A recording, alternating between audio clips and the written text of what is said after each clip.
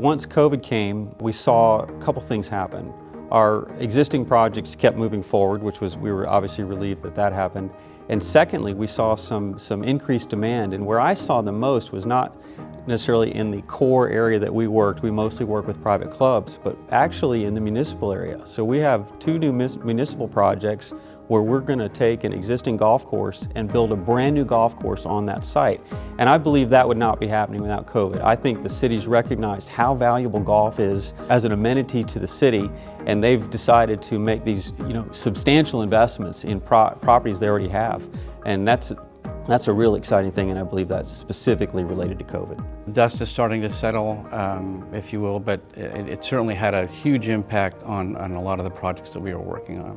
Because of COVID, they sort of changed the programming where they wanted to introduce outdoor spaces, which we had to fold into the master plan. It was like event lawn, things for outdoor banquets and al fresco dining, and then like upgraded patios, things of that nature. So that was as a direct result of COVID and having to deal with, how do we service resort guests at one particular project, and then how did we handle member dining? It couldn't do it inside, so we moved it outside. And so those were interesting pivots. COVID's been really interesting for golf, to say the least. There's been such a big uptick in participation.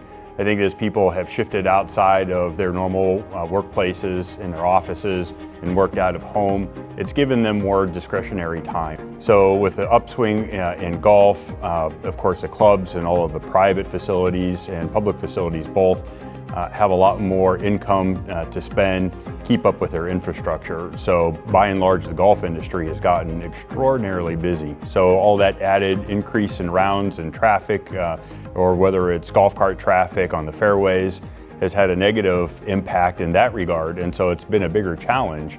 So we're doing our best to adapt, whether that's going in and rebuilding tees, or just managing traffic a little bit differently, setting maybe some different expectations. But we'll take those difficulties with all the good.